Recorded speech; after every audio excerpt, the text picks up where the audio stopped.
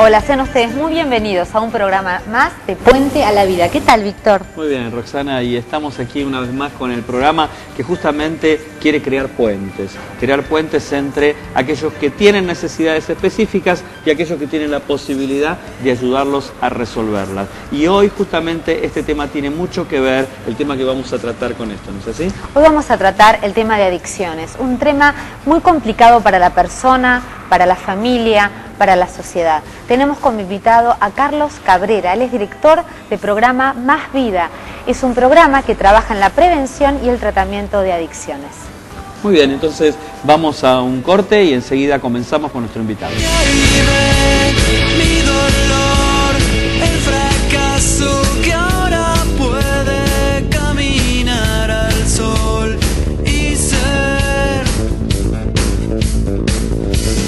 miles más que vendrán preguntando. Bueno, estamos aquí en el programa tratando el tema adicciones. El invitado de hoy, Carlos Cabrera, director del programa Más Vida de Prevención y Tratamiento de las Adicciones. ¿Qué tal, Carlos? Muy bienvenido. ¿Qué tal? Muy buenas tardes, muy contento de poder estar acá con todos ustedes. Y, bueno, Víctor, Rosana. Una alegría, la verdad.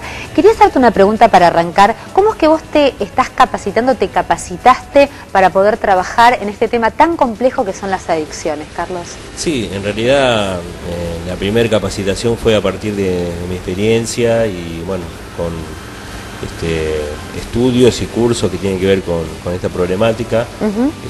Hay uno que hice que es operador socioterapéutico, fui formado con Programa Vida, que es una red nacional de rehabilitación cristiana. Ellos hacen cursos en diferentes lugares. Y también fui formado por FONGA, que es una federación que agrupa todas las comunidades terapéuticas del país. Qué bueno, qué bueno.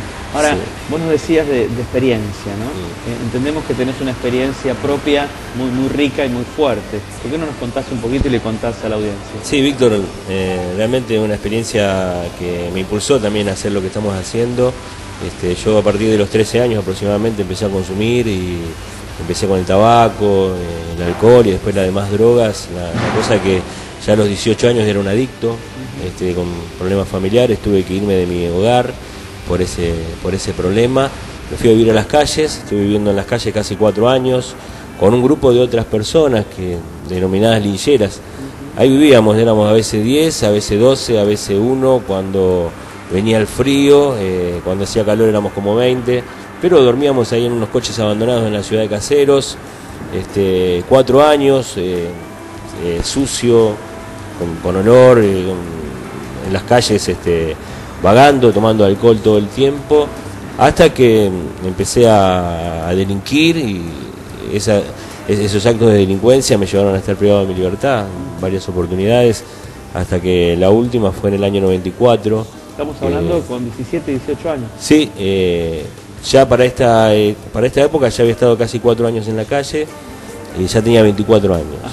El proceso fue lento, progresivo y fatal, porque cuando quise acordar estaba dentro de una comisaría con una causa y el traslado hacia un penal. ¿Vos te dabas cuenta cómo te ibas deteriorando o no te dabas cuenta? En realidad fue algo que me di cuenta cuando estaba preso. Me di cuenta cuando ya había perdido todo y cuando me di cuenta no podía hacer nada porque la voluntad de cambio existía, pero la ansiedad de consumir superaba la voluntad de cambio. Y bueno, la cosa que dentro del penal, cuando estaba privado de mi libertad, ver a mi madre venir a visitarme con un problema que ella tiene en una pierna, con un bolso terrible, con media cara paralizada por los nervios. Imagínate ver a su hijo que ella tanto había amado, preso, y la verdad que todo eso empezó a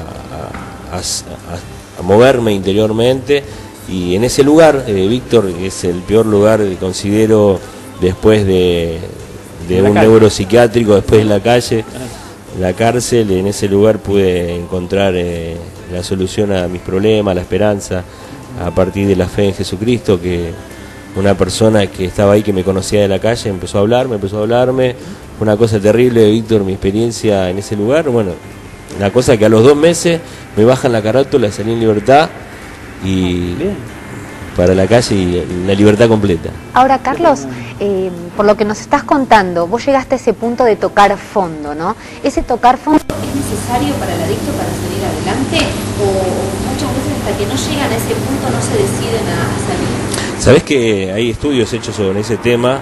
Prochaska y Clemente dicen que es directamente proporcional el dolor que la persona siente por las consecuencias de sus experiencias con la motivación para el cambio. O sea, crisis igual motivación para el cambio.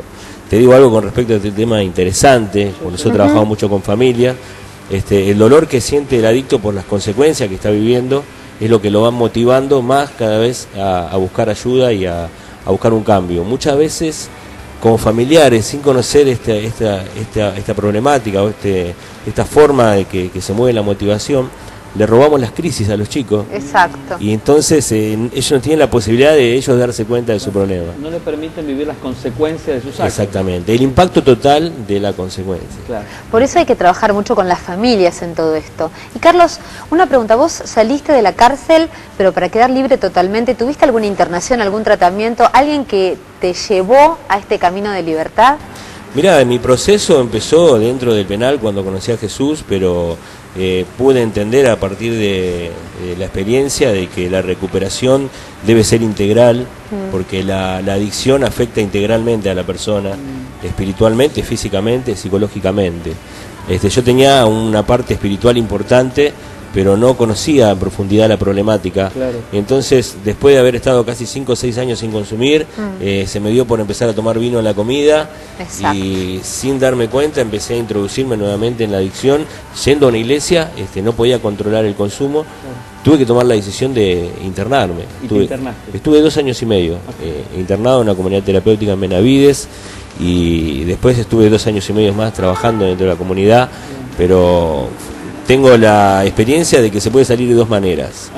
En primer lugar, una experiencia con Jesús puede ser algo instantáneo, o también un proceso que requiere mucho esfuerzo, que puede ser a través de un tratamiento ambulatorio o internación en este caso.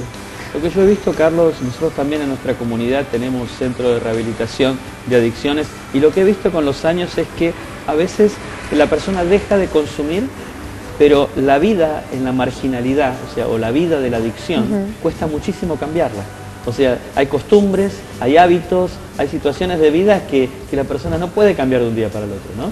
Víctor, la recuperación es un proceso, no es algo que pueda lograrse por arte de magia, ni algo instantáneo como estamos acostumbrados en este tiempo. Qué importante que lo puedan ver aquellos que tienen personas con esta dificultad en su casa, en su familia, y puedan entender esto, ¿no? Es un proceso que la persona tiene que vivir. Es un proceso, y yo creo que esa palabra el adicto debe incorporarla a su idioma, porque a partir de este proceso hay que lograr 2 cosas fundamentales. En primer lugar, el primer objetivo es la abstinencia completa. Seguro. Que es el primer paso, digamos. Después viene lo más difícil. ¿Cómo lo más difícil? Si difícil es dejar de consumir. Sí, pero cuando uno deja de consumir se da cuenta que lo más difícil es empezar a tener cambios en el estilo de vida, que tiene que ver con aquello que va a sostener esa abstinencia. Víctor, si alguien deja de consumir y no logra cambios en su estilo de vida, sigue siendo un adicto.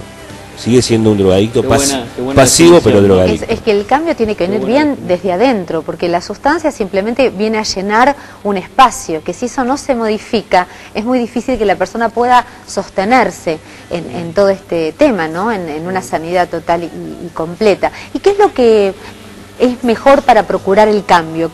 ¿Cuál es el ambiente, el familiar? ¿Qué es lo que es mejor para eso? esto? Eso es algo que muchas veces se pregunta a las personas, inclusive cuando encuentran a un hijo con problema de adicción o a un familiar, enseguida dicen, bueno, hay que internarlo, porque es como que lo que está en el aire.